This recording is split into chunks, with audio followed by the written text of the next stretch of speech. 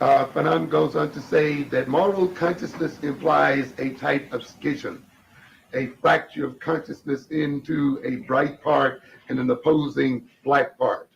In order to achieve morality, it is essential that the black, the dark, the Negro vanish from consciousness. So you can see here that black now is having been identified with sin and immorality. In order for one to be moral, one then in essence must be white. One must get rid of the African in one's personality. Sort of reminds me of the religious hymns where when one is converted, one is washed as white as snow. And so the white comes to represent morality and to represent all that is good. And black, of course, comes to represent the opposite. Hence, a Negro is forever in combat with his own image.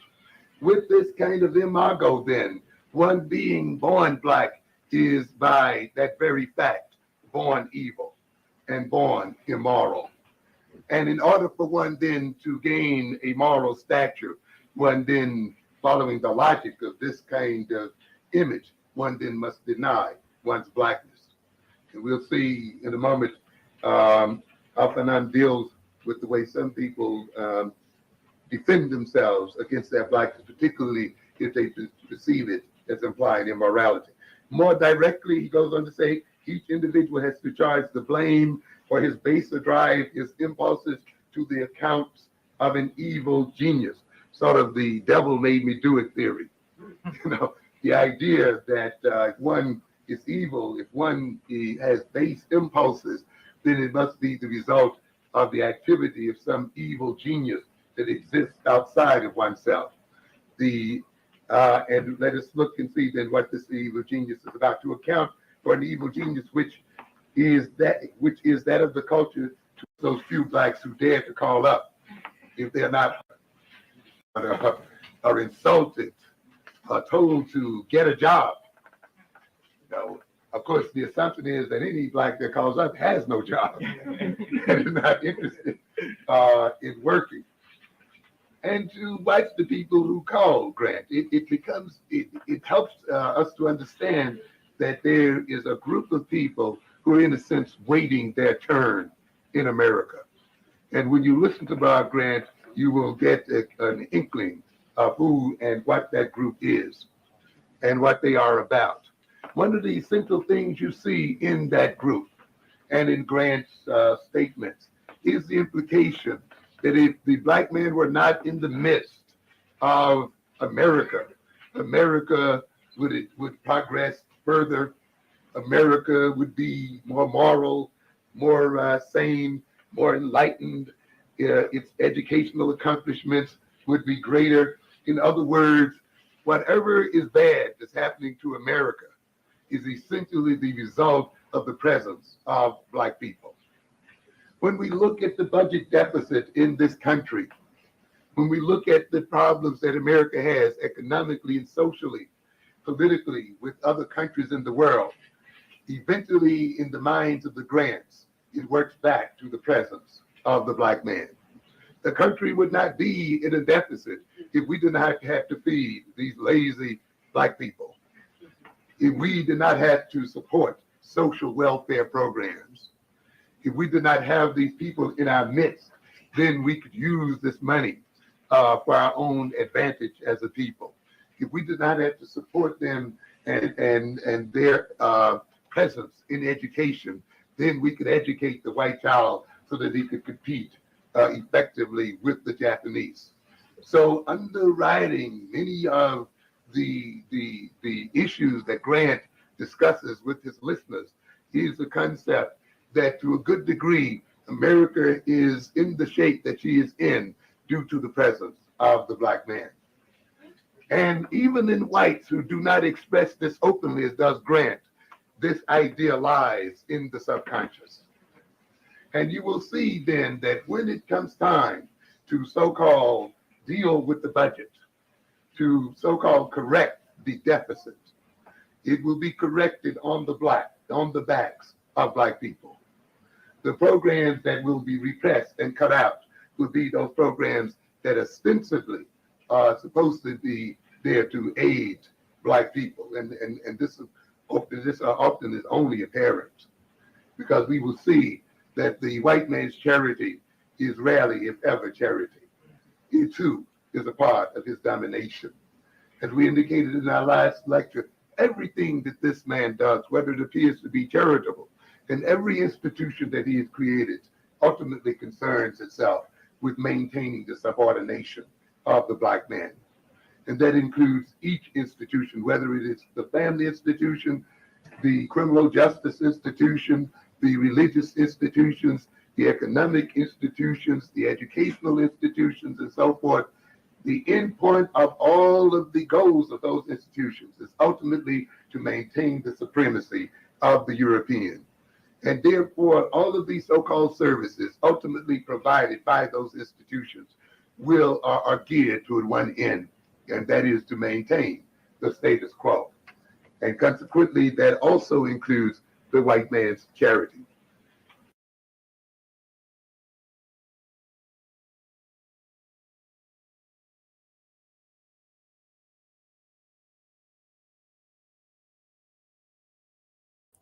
What is good, my people? We are live, back again with another live broadcast on the forecast. What's going on, Cassandra, Rome in the bush in the building? What's going on, Cassandra? I'm coming on here, just for a little while, and I didn't want to get into nothing deep, but as the brother was breaking down before, but it's some interesting things that I wanted to show y'all, and I think you'll find some of this stuff interesting. So I'm gonna just go through it, and I definitely appreciate you for watching, and even before we do that, I like And he started all this trouble. What trouble? That's Division. racism and all that. The division of the United States has all come from Obama In what way? because he's black and he tore it one way and tore it one way. And I mean, they expect you to believe what they say. Now, it's not that we expect you to believe what I say, but first of all, I don't want to do something negative because I could have continued to do something negative. You know what I'm saying?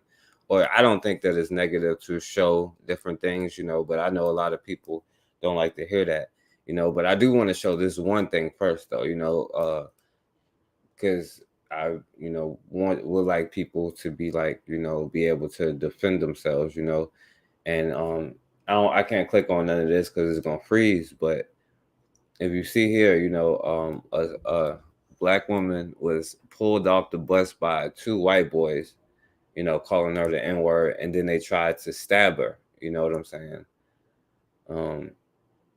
And of course they got bail and stuff like that. What's going on, Bakari? This is the news thing right here. Thursday night in Kent, police got a call from a woman saying she's been stabbed and her attacker was running away. Officers say it started on a King County Metro bus when the man started calling the woman derogatory names and spit at her. Probable cause documents go on to say he made racist remarks about black people. That's when the woman says she felt unsafe and walked to the front of the bus asking the driver to call police. Officers say the suspect followed her and grabbed her by the throat, pulled her off the bus, began punching her, then stabbed her numerous times. The allegations here are very concerning. And when you see allegations like this, you can expect prosecutors to ask for a high bail. Police say she was wearing a bulky jacket that protected her from being seriously hurt. There was another man with the suspect, and police say the two ran off down Central Avenue, but were found hiding just blocks away. Kent Police Chief Rafael Padilla said in a statement, "I want to say this in the strongest way that I can. Hate crimes will not be tolerated. If you commit a hate crime in our city, KPD will be relentless in our pursuit of bringing you to justice." We'd like to say that this is a rare occurrence, but we actually see this happen way more often than... I'd like to say it's a word, but we actually don't, It happens a whole lot, That's why, just keeping your head on a swivel. You know what I'm saying? Be relentless in our pursuit of bringing you to justice. We'd like to say that this is a rare occurrence, but we actually see this happen way more often than people realize. And we know that hate crimes are also underreported. In 2020, there was a high of more than 60 hate crime cases filed in King County. Since then, these type of charges have been on the decline, with 27 cases last year and 1 other case so far this year. We want people to know that we're taking these cases seriously, and we're going to keep doing that. Yeah. I don't know. I said, what's up, Bakari? What's going on, brother? My brother. In the Bush Cassandra said, so all the time we tell you guys to keep your candy bars and you still don't have one. Yeah, pretty much, you know. And like I said, I could go down a list with that whole thing because it's a lot of stuff that, you know, I just see and I just haven't been showing it. And it keep going on and on, you know what I'm saying? But I don't even want to go down that lane, you know. Now, but it kind of goes into what I wanted to say, you know. Now, first of all, check this out, right? Because you wonder, like, Want to be? What do you want to be when you grow up? A murderer because I like killing. My brain tells me if I like killing. I like killing because when I first watched my grown-up killing show, myself started to like killing, and then my brain started to like tell me what to do with killing in it. So Okay. I like murders and I like killing in my life. I want to kill everybody in the world except for my family because they just didn't do anything to me. I just like killing. So just any type of person, it doesn't matter. What about me? Yeah. Even me? No, not even my teachers either. Okay, because I'm the first person that you told this. Am I? So I just like killing. So what are you gonna be again when you grow up? Murderer. Okay. Bye. now Khalid Muhammad said, why the babies? You know what I'm saying? I'll give you exhibit A, you know, just to give you an idea of what you're dealing with, you know what I'm saying? What goes on, you know. Bye. Want to be? What do you want to be when you grow up? A murderer because I like killing. My brain tells me if I like killing. I like killing because when I first watched my grown-up killing show, myself started to like killing, and then my brain started to like tell me what to do with killing in it. So Okay. I like murders. So his brain starts telling them what to do with killing in it. So I like murder, you know. And I mean, let's be honest, it fits along with, you know what I'm saying, his quote unquote culture, you know what I'm saying? It is what it is. And I like killing in my life. I want to kill everybody in the world. Yeah, it's just what they taught. They may not even, they may be born this way. It may just be a defective gene, you know what I'm saying, as a part of one of those birth defects, you know. And this is what you try to reason with, you know what I'm saying? Except for my family because they just didn't do anything to me. I just like killing. So just any type of person, it doesn't matter. What about me? Yeah. Even me? No, not even my teachers either. Okay, because I'm the first person that you told this. Am I? So I just like killing. So what do you? Yeah, so, you know, he might grow up to be a cop or something like that, you know, who knows? Now, look, I want to show this probably one more time. I don't want to keep talking about it, but it is some more important information, you know what I'm saying? Because I know it does make people uncomfortable watching this because you see, like, the mindset that, you know what I'm saying, like Khalid Muhammad said, you know, why the babies, you know what I'm saying? Because now this chick here, right? I just wanted to show this video, but it's another important part. I don't even really want to play this brother's video here, but like I said, I don't want to compile all this stuff and like go through like all this stuff, you know what I'm saying? So I'm gonna play this brother's parts of this brother's video, you know what I'm saying? Which is like pretty funny, you know, but other parts is not funny because a lot of the stuff that we said it just happened to be true because, you know, you see like how they roll, you know. A boy. That was what the initial response was. But I want y'all to peep the caption that this Jason Kessler left.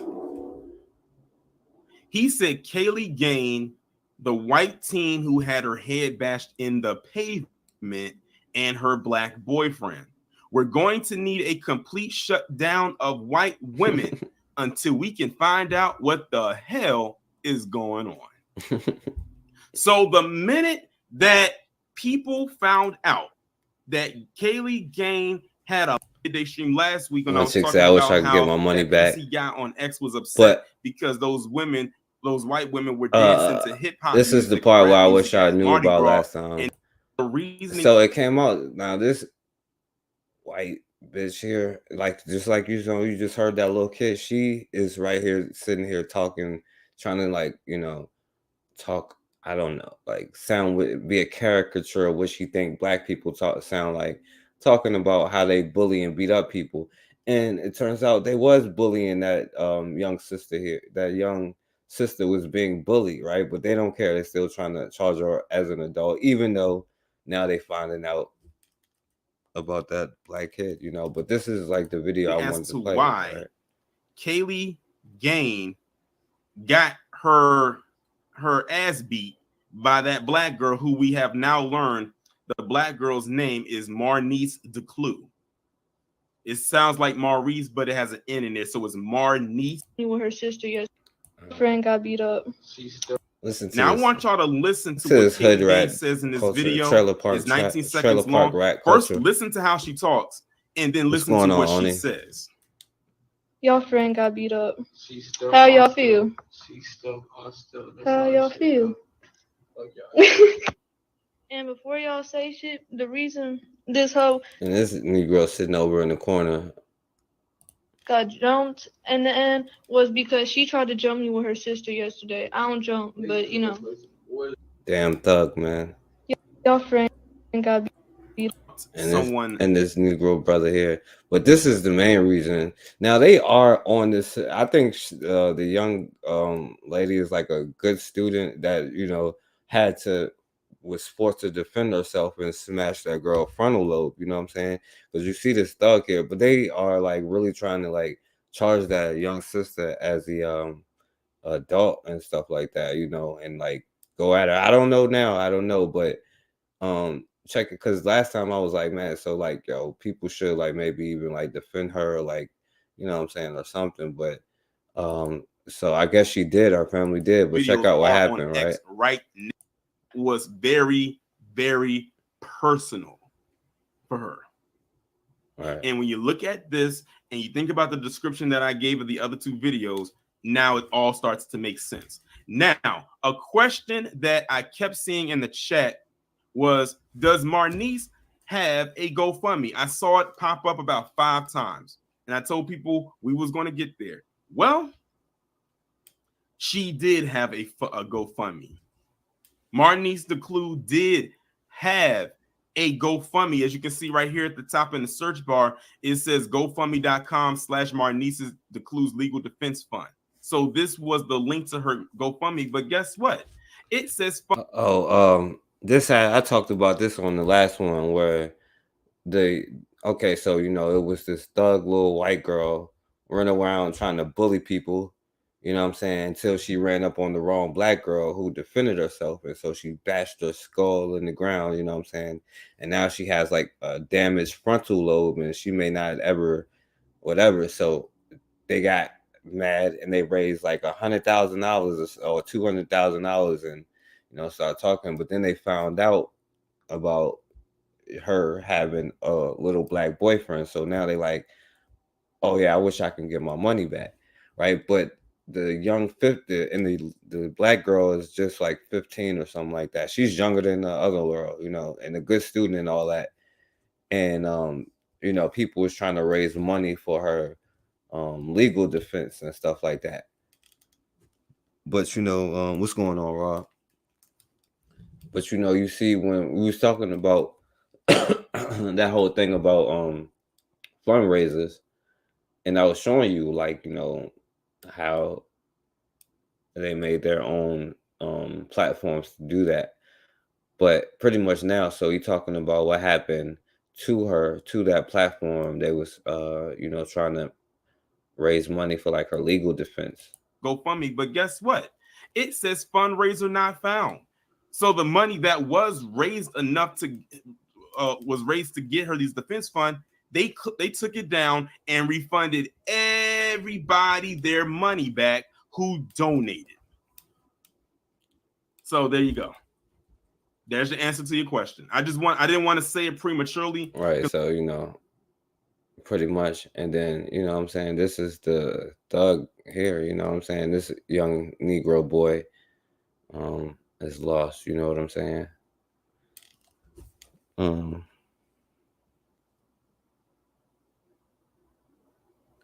Well, no, well, yeah, your own or something, you know what I'm saying? But they can shut down your Cash App and all that stuff too.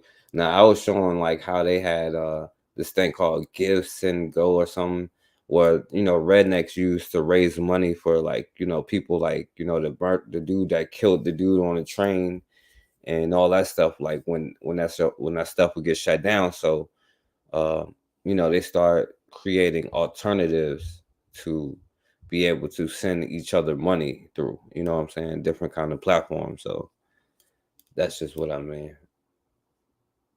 But anyway, yo, I want to play something else, and this is gonna set it up because I played this video before, and you know, ignore these, you know, it's about what this white girl is saying, but it's what this brother is gonna say that I want to show this next one.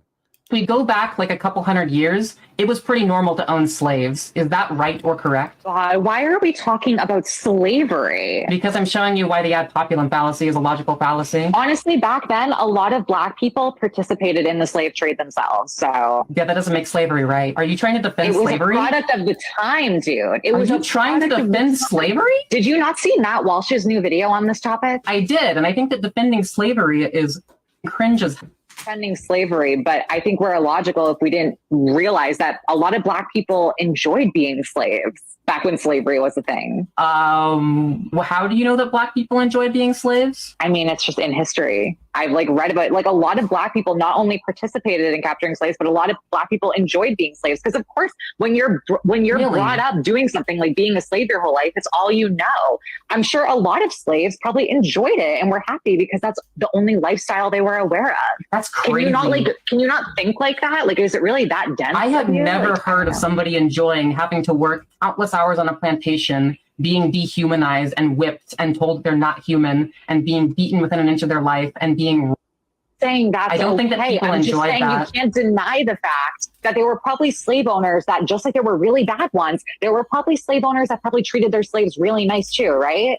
Like, you're not thinking logically. You're being so dense. So I'm just going to say that in general, I think it's wrong to own humans. Of course. We're not in that time period anymore. But you're defending slavery. I'm not defending it. I'm saying it was a product of the time. You said that Black people enjoy being slaves. I think there were probably a good majority of Black people who back then were born and raised as slaves, probably because that's the only thing they knew. It was the environment they grew up in. If they had a slave owner who treated them well, they probably enjoyed their lives, a few of them. I think it's illogical to believe that every person who was a slave back then hated their life. I truly think that's illogical. I do. I'm pretty sure that being owned is not a good thing. Because you grew up in this generation and this is what... All right. So let me play this brother's part. You live in Virginia. Damn, my bad.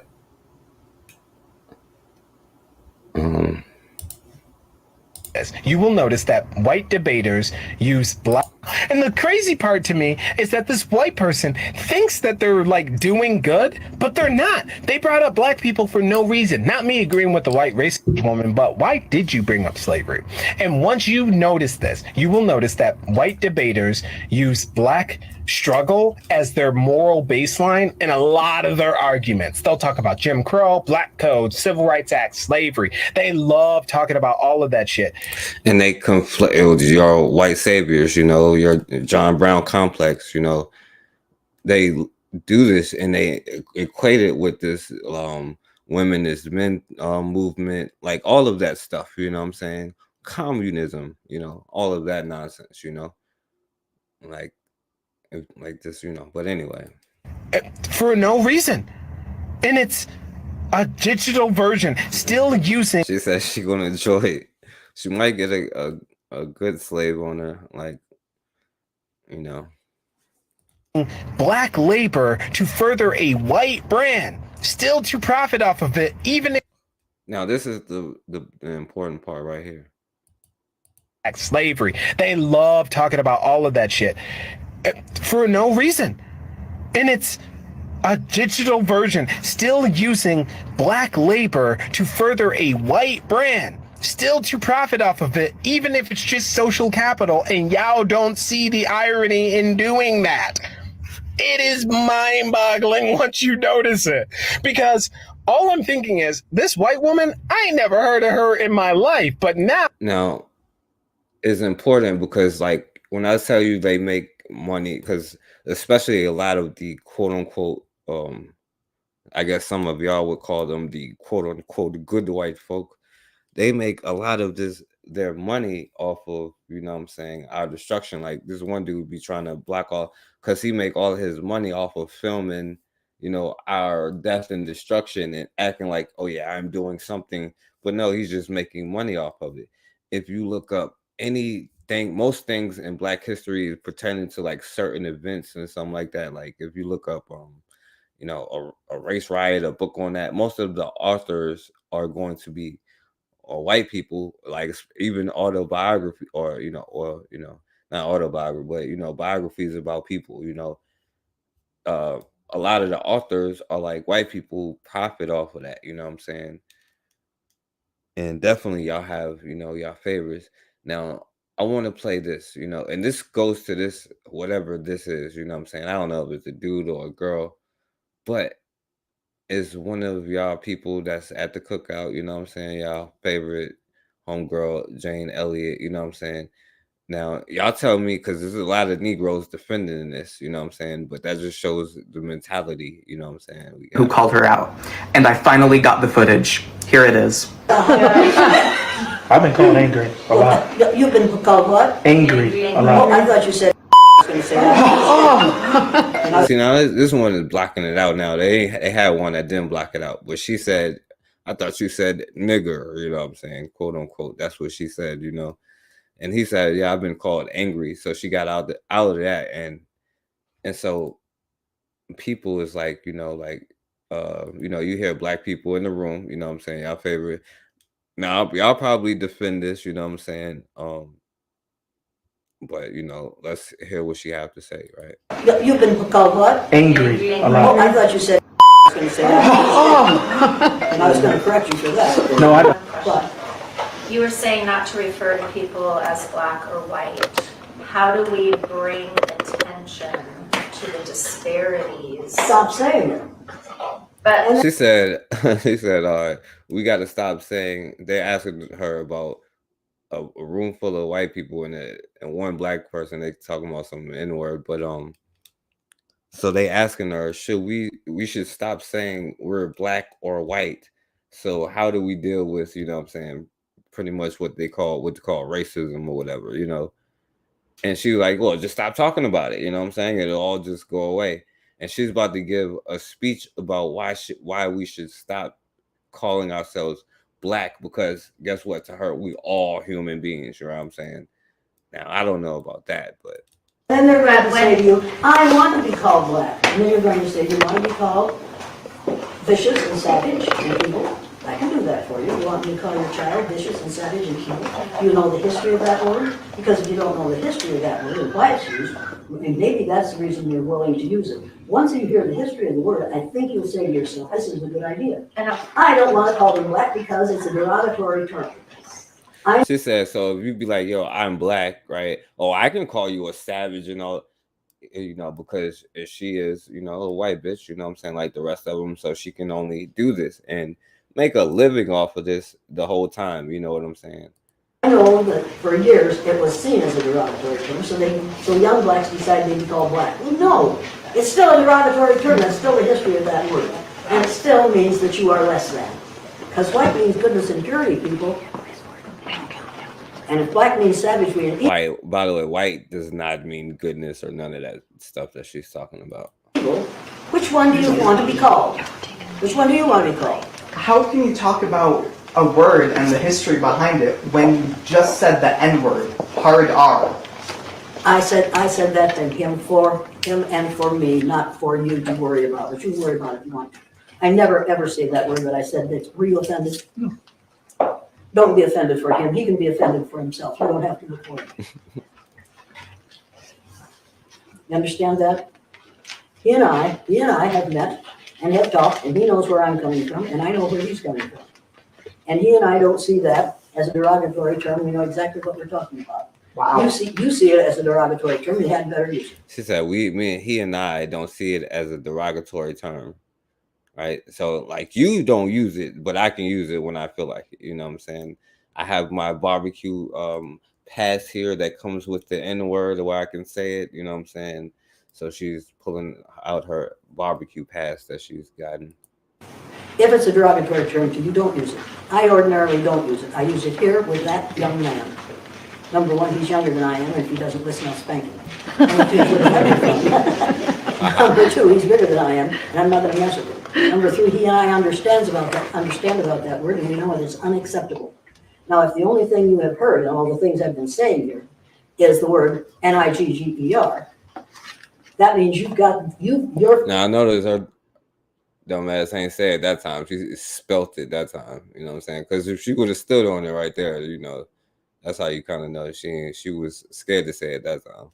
Reacting negatively to that and thinking about that instead of thinking about all the rest of what I've said. While these people were listening, Yeah. and you were feeling bad about the N-word. Yeah, I feel like any realistic, genuine reaction. I feel like everybody in the stream heard you say hard R, maybe not everybody, and they were horrified. No. No? This fool said no. This Negro said no, it's okay. She does have the cookout pass on her. No. Why don't you speak for yourself, dear? Now, what you probably weren't able to tell from that video is I have terrible. All right, yeah. So it doesn't matter what this fool's talking about because you know it's no different. You know, you have a long line of Negroes that's defending her. You know, what's going on, my brother Anthony? You know, I know y'all value stuff like that, you know. All right, so let me show this, right? By the way, damn, it's on the wrong spot. This ain't even the right thing. All right, yeah, this something else. All right. Kayak. Why do people use kayak to compare hundreds of travel sites at once? I don't get it. I like to do things myself. My bad, it's freezing up. Even if I don't get a great deal, I still feel connected to it. What Don't kind play of this connection would I nonsense have? anyway. Hi, Lauren. I was actually in the policy committee room today while much of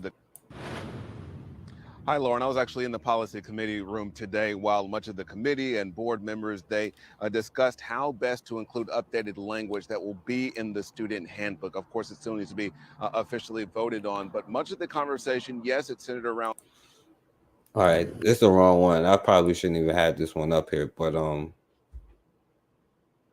they're talking about, you know, how they're gonna they're still talking about passing the Crown Act. But, you know, I think recently they're trying to like overturn, and it doesn't matter anyway, because, you know, the young brother from before, they said, you know, well, we could still kick him out anyway. So, you know, that really doesn't matter, you know. Now, what I want to show is something else, you know. Hi, sweeties. How are you doing? My bad. Let me get to the right thing. I only want this first part. Because she's Let's get it. Pregnant woman at gunpoint got 70 days. Criminal who held a pregnant woman at gunpoint. Held a pregnant woman at gunpoint got 70 days of riots and 4 televised funerals. But what about her?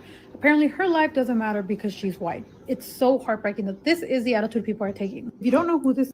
Yeah, it doesn't really matter, you know. They're talking about this white girl now, this Spanish chick, you know. Bring up George Floyd, right? But, you know, I speak of this Spanish chick here, you know,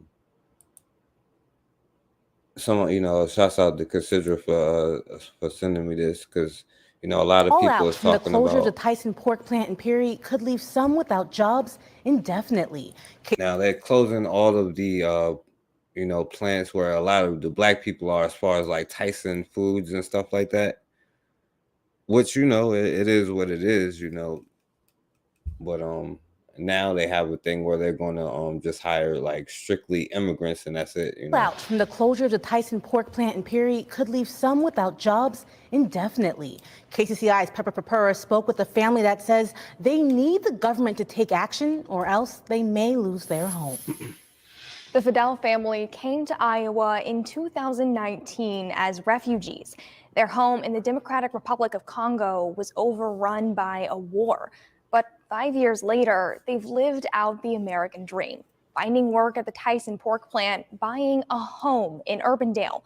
But on Monday, all of that came crashing down. So they are immigrants, but they're not included. I wonder why, right? They got the news, everybody was crying. What are we going to do? How are we going to be able to pay our mortgage? The Fidel family living in a state of panic. Ever since finding out on Monday, Misago Fidel would be one of almost 1,300 people losing his job at the Tyson pork plant in Perry come June. We don't know what happened. Job fairs in Perry are underway, and Tyson Foods is encouraging people to apply for other open roles at the company. But it's not that easy for Fidel. Everywhere we go to ask them for green card before they can even apply. Fidel says, like many other refugees, his caseworker got him the job at Tyson. Hiring him was legal since Fidel is a refugee and was new to the country at the time. He's since applied for a green card, but a backlog of applications since COVID is causing... So, you know,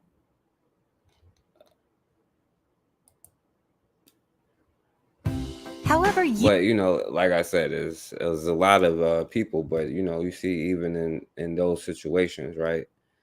But you know, I guess we can still argue about, you know what I'm saying, which tribe we come from. 1,200 workers after closing its pork factory in Perry, Iowa, only later to announce 52,000 jobs for migrants. The company's excuse, migrants are getting the jobs that Americans don't want. A human resources executive for the company telling Bloomberg the migrants have been, quote, very loyal. They've been uprooted, and what they want is stability. What they want is a sense of belonging. Let's bring in Fox and Friends Weekend co-host Pete Hegseth. Pete, good to see you. Yes. But again, all right, so you know, and then a lot of people is talking about you know, boycotting them, but again, you know, that goes to controlling, you know what I'm saying, the food industry, you know what I'm saying? But that's a whole nother thing. I ain't gonna get into it, right? But you know, I looked up, you know, black farmers, you know what I'm saying? Now I'm not no farmer, you know what I'm saying? I know people who, like, I have one family member who has one, but I'm not no farmer, right? But you know, you see, I wish I could play this, but it's just, you know, it's not much to it. It's a kind of long video and they're not really saying much, but so I'll just play like the news story about it, I guess. All right, tonight, as we wrap up our celebration of Black History Month, we want to introduce you to a man named James Butler Jr. In a country where fewer than 2% of farmers are black, he's a hard worker who's made a name for himself in the community, representing a family with a local legacy that goes back 5 generations. Our Nikki Hauser takes us to a Rutherford County farm that, among other accomplishments, boasts 100 years of agricultural production. Every early morning brings James Butler Jr. to a special place. Come on! On his acres of land in Rutherford County, steps of the men who came before him. And it just brings back all kinds of memories. The yellow house that protects Butler Farm. Bright canary. Also preserves the history. Great-grandfather. Right. So, you know, you have shouts out to, you know, the black farmers out there, but you know, this one was kind of funny. Like, yeah, we're gonna bring a conference for them, but I don't know about for a conference in our state. These groups joined to bring guests a comprehensive deep dive into the Kentucky food system, complete with dynamic materials, research, and simulations designed to activate and accelerate their path in agriculture. For one, farmers are in need of markets. You know, you grow something, and so you obviously need an audience to be aware of your brand and your farm. And so what this conference is designed to do is... So, you know, pretty much anybody who be like, yo, Tyson Foods and all of that stuff, you know, there you go. You know, designed to do is to really you are the bring target all our audience. fishery professionals and farmers in the same room so they can build a... Now, speaking of migrants and all of this stuff, right? Check it out, right? So I know a lot of black people only really worried about Arabs, but as far as black ones, you know what I'm saying, at the Haitians here, you know what I'm saying, from this conflict, apparently they can't claim refugee status, like, you know, the Spanish and the Ukrainians and the shysters. You know. And tonight, our Jada Williams is taking a look at why we're seeing a different response to people trying to escape compared to other countries. She's also speaking with a woman born in Haiti, watching this all happen from here in Tampa Bay. Inside That's What's Up, Kathleen Genty is bringing a taste of her home country to Tampa. Poulet sandwich, which is a chicken sandwich. She takes joy in her sandwich shop. It's a chance to show the positive side of Haiti. To her, it's often overshadowed by the negative. Just absolutely naturally beautiful, lush greens, just gorgeous. But the rest of the world don't know about that. The rest of the world hasn't accessed that, hasn't seen that, because we're just so focused on highlighting the negative of Haiti. As violence rises in the country, Governor Ron DeSantis is securing our borders, blocking Haitians from coming into our state. In Polk County Friday, he detailed one capture. Our Florida Fish and Wildlife officers interdicted a like Spanish immigrants too. Vessel that had 25 illegal immigrants, potential illegal immigrants from Haiti, in their boat, in their vessel. They had firearms, they had drugs. Now it's crazy. I wonder what now, like I said, it's okay to have differences, right? But I wonder why these particular group of people is being treated differently from all the rest of them. And I wonder if all of those Arab enthusiasts have anything to say, you know. They had night vision gear. Genty feels that's unfair. All we want, just like anybody else, is to be able to live a life that is worthy of living. Now, yes, are there those who are doing what they're not supposed to do? Absolutely, but that exists in all societies. So should an entire nation of people be punished for the acts of few? Absolutely not. I wanted to know what separates a migrant from a refugee. Florida Gulf Coast professor Tom Felke says it's all about the government designation. One of the issues that we have here is a definitional issue. It's how we define individuals that are going through some type of transit pathway. That's what Jane Ellis said. She said if we just stop saying the words and ignore it, you know what I'm saying, maybe things will change. So maybe if we change the definition of, I don't know, maybe if we change the definition of self-defense, we'll do it, I guess. To be a refugee, you have to hit 3 criteria: fleeing your home country due to persecution or fear, a recognized crisis, and an unwillingness to want to return home. Right now, no country has determined there's a refugee crisis in Haiti. And therefore, we have this difference in perspective. There has to be a mass migration in order to jumpstart a refugee designation. But the presence at the border means no Haitians making it over to attempt to declare refugee status. USF anthropology professor Kieran J. Aram adds there is another avenue for Haitians.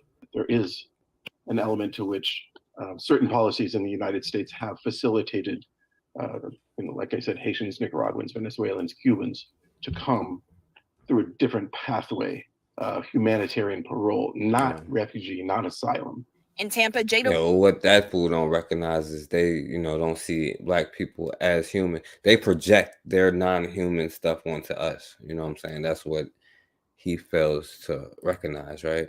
But at the same time, you know, the U.S. government races to evacuate, you know. Tonight, the race to evacuate nearly 1,000 Americans still trapped in Haiti took an even more urgency as armed gangs unleashed new attacks in the capital. The U.S. Embassy has urged all U.S. citizens to leave immediately. CBS's Manuel Bojorquez reports tonight from the city of Cap-Haitien in northern Haiti, where Americans are being evacuated. Tonight, the rush to escape Haiti. Private companies having to airlift Americans out by helicopter. The second rescue mission by Florida Congressman Corey Mills alone. To go to Miami. The first flight out of the country in 2 weeks touched down safely in Miami yesterday. Just 47 seats were occupied on the government chartered flight, officials said. The State Department announced it would offer limited charter flights for U.S. citizens from the less chaotic northern city of Cap-Haitien. But getting on one of these flights is not easy. The journey from Port-au-Prince to I wonder if they're gonna get as much money. I'm talking about the black people, the citizens, the people of Haiti. They'll, of course, I don't know if they'll give it to their leaders either, but I wonder if they'll give that money to, like, you know, the regular black people like they did to Ukraine. Cap-Haitien, where flights are taking off, is an extremely dangerous trip by road, with gangs setting up checkpoints along the way. Those who did make the flight relieved to be back on American soil after weeks of uncertainty. I think everybody wants to see if they can get out there, you know, but you know, not everybody can get out. It's a mixed emotion. It's good to be back here. I'm safe. I'm with family, but I also need to think about the people back home. This is the airport in Cap-Haitien, and just look around and listen. It is eerily quiet here. This should be bustling. Today, gangs attacked 2 upscale neighborhoods in Haiti's capital in a rampage that left at least a dozen people dead. Bodies can be seen in the streets, some loaded onto trucks. We can hear some heavy attack, some people trying to attack the building of the government. People are still trying to cross the border to safety to the Dominican Republic, others to get as far away from the nation's capital. Authorities in the U.S. say flights for American citizens from this airport in Cap-Haitien will continue only as long as it is safe to do so. And they say concerns about Haitians fleeing this recent turmoil and headed for the U.S. so far have not materialized. All right, so I don't know. It's interesting what y'all have to say about that. I ain't gonna say nothing about that. Interesting what you have to say. Now I want to play this one. From the same crop the ancestors. Cannibal gangs. The ancestors used back then. Literal cannibal gangs currently control Haiti. But another interesting fact about Haiti is that 200 years ago, they genocided every single white person. They went door to door and systematically killed every white woman, white child, and white man. They committed this genocide under the guise of freedom. Hold on. It was like, why kill the white children? This is You're why. gonna be again when you grow up? A murderer. Okay. All right, that's why you kill the white children. But anyway. Independence, but ironically, 200 years later, they'll be asking white nations like France, man, they committed this genocide under the guise of freedom and independence. But ironically, 200 years later, they'll be asking white nations like France and the USA for aid for those nations to restore any semblance of society or order. But another interesting fact about Haiti. All right. You know, this was anti-white massacre. I can only wish it was. Today about how You know, black people don't like to be racist, so they spared the white bitches.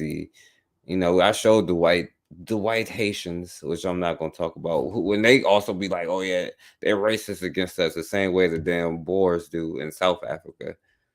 right now there's some talk. Democracy Now, far left news network, Democracy Now. I subscribe to them. I've listened to what they have to say, whether if I agree with it or not. Well, they had about 8 days ago. They had 2 guests on. One was University of Houston. I agree with it or not, freedom of speech.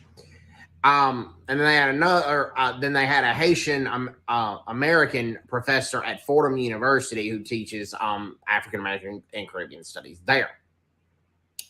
They believe that France and the United States should pay reparations to Haiti. Well, we're going to start with France right now with addressing the Haitian massacre in 1804, which is one reason I don't believe that France should pay reparations to Haiti. And whether if I agree with it or not, when France demanded reparations from Haiti after the 1804 massacre, I can understand where France was coming from. Now, granted, before all this, they had slavery was a problem in Haiti before 1804. For many wealthy French landowners and plantation owners were in Haiti, and they all right, I can't really listen to this dude too much. But you know, this is not just this, you know, this goes on around the world, you know. To convince you that there is a white genocide underway in South Africa, or at the very least that it's coming, or at the very, very least that there is the disproportionate mass killing of white farmers in South Africa today. So all right, so not to play this dude video because I'm not, but so that, you know, they're trying to put it out there like here on black politicians in South Africa, like they're going to take our farms. So they just put up a picture of them training, you know, with their guns over in South Africa. Ultimately, it comes down to, like, you know what I'm saying? Like, you know, are you going to take the land or not, you know? Know that the black land issue, the land issue is a black versus white issue. Yeah. They created a political party to try and take back land and give it back to its people. A white person wanted to join the party. They refused to have that white person join in because they understand that their cause, what they're fighting for, is uniquely black.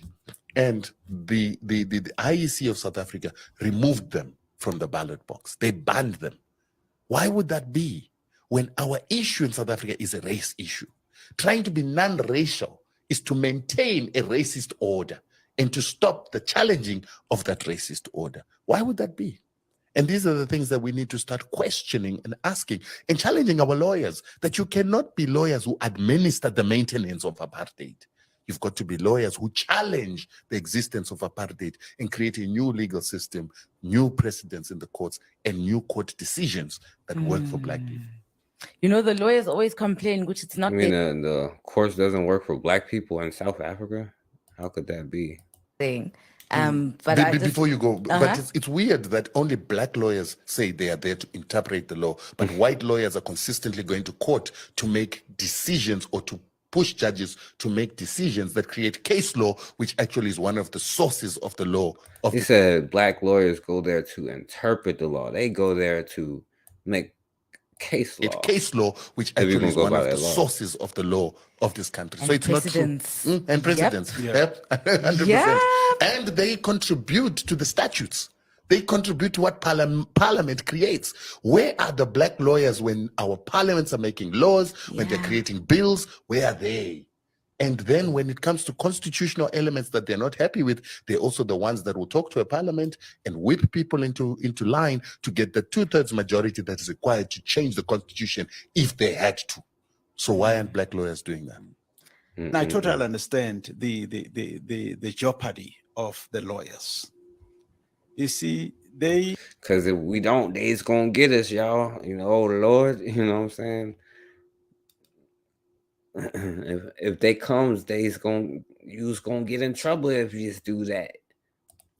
There's a Sesotho expression that says lehlaku haluwele hole lesifat, meaning ngesizulu singathi iqabunga aluweli kude nesihlahla, meaning the leaf does not fall far from the tree. Because you see, the leaf carries the DNA of the tree. So, and what I mean by this is that we know what he means by that. You just heard that little kid. This is what he means by that. You know, the leaf doesn't fall far from the tree. What do you want to be when you grow up? A murderer, because I like killing. My brain tells me if I like killing. I like killing because when I first watched my grown up. I don't care why you do it. I just don't want you to do it. And you see, he's talking about the DNA of DNA of the tree. So, and what I mean by this is that the graduate of law school carries the DNA of the school where he comes from. So cannot deviate from that. See, that's the issue. And which is why the change has to happen at a design level. And the design level is the Constitution. So you're gonna need a new Constitution. And I hear my Yeah, I don't know why we always think it's some piece of paper or some law or some handshake or something that's going to change anything. It's only the truth is, I'm sorry to point it out to you. Like, look, Europeans doesn't maintain treaties with themselves, right? If you could show me one treaty that they've maintained with anybody, you know what I'm saying? I would like to see that, you know. brother makes a good point about maybe why don't we, let's say, like in the case of International Court of Justice, and Because maybe, you know, black people are fair. It ain't about fair or nothing, none of that. It's about like not starving in the streets and like being able to protect ourselves. You know what I'm saying? Like, it is what it is. bring these issues there at that level. But I personally don't think that will actually bear fruit. The Right. Constitution is written here. We just need to bring an end to it. You see, Niger, those young guys there, they're in their 30s, isn't it? That's exactly what they did. 100%. Exactly. That's exactly what they did. The brothers in their 30s changing the world after, you know, the older brothers dropped the ball. Now we here to pick it back up, you know what I'm saying?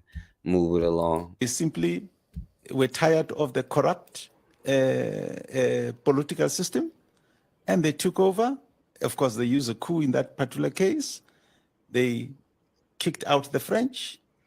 They canceled their contracts in terms of mineral extraction. And then from there, they suspended the Constitution and they came up with their own system. So, and that's the only way you are going to change things, because you must remember that a colonial mind is not amenable to negotiation. You can come and try to negotiate. It doesn't work like that. I mean, you look in South Africa, 1994. Of course, it's hailed as a miracle, and maybe to some extent it is a miracle. But check this out. There was the concept of reconciliation. Only black people forgave white people. Who didn't apologize. Who did not apologize. And I understand why white people did not apologize. Because it is in their DNA not to do that. And of course, Mandela, a lot of people will tell you that Mandela is the god of the white man. Because Mandela is highly celebrated among white people. Right? And I respect that.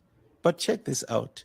They did not apologize to him. They did not propose to make amends with the people of this land. They did not do that. Now he's dead. Agaseko. It will never happen. Forget it. So going forward, we have to come with our own change, and we don't need permission. Wow. Constitution. So that's interesting. If y'all have anything y'all want to say about any of this stuff, you let me know, because I'm about to get off here in a second. But if y'all got any opinions about what we was talking about, because like you said, you know what I'm saying, it's no negotiation. This is, you know what I'm saying, their mindset here. People founded this country. This country wouldn't exist without white people. And white people are done being bullied. This is what he's talking about. Are we done being bullied? Shouts out to my brother Anthony for sending me this. You know, this is a footballer, you know what I'm saying? Somebody plays soccer in the Ivory Coast, being chased around by what appears to be the precious Arabs.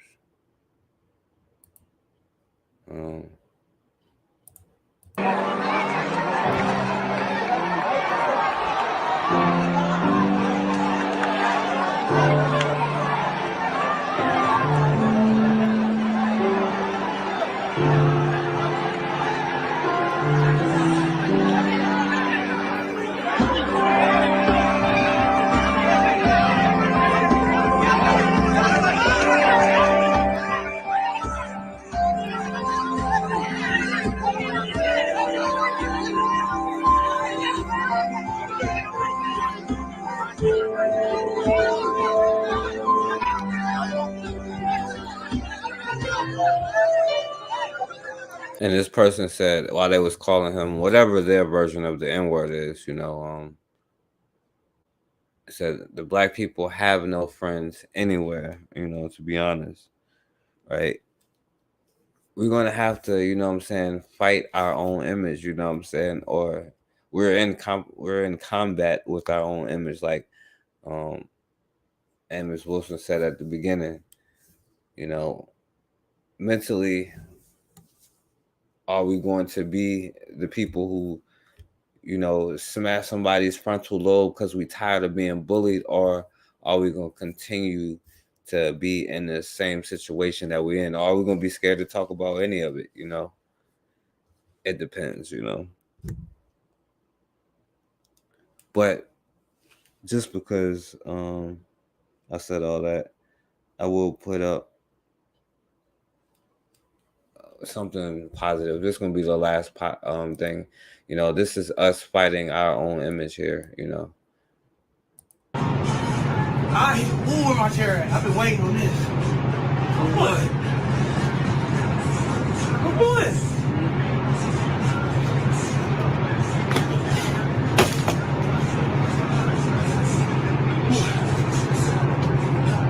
Like, it's your best bet to just walk away. I'm confused. You had no business telling her to shut up. Oh, you did nothing. Come on. I'm waiting on you. Because what you not about to do is try to get me arrested. So come on, you got to swing. So that way I'll be justified when I whoop your ass.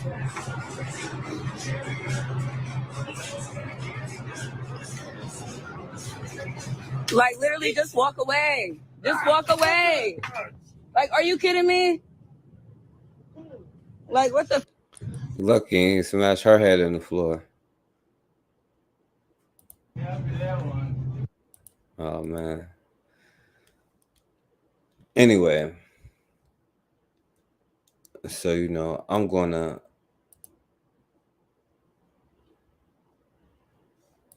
get up out of here, man. I appreciate y'all for listening, you know what I'm saying? At the end of the day, the truth is, we all we got, and if we can't realize that we have no friends, that we can't even be friends with ourselves, we think that we're gonna have some white savior come, like the brother said, it's never going to happen. You cannot negotiate with, like their youth, And you know what? Like Khalid Muhammad said, the men, the women, the children, the babies, And then they was, the babies, Khalid Muhammad, why the babies? Well, because this is who their babies grow up to be, you know what I'm saying?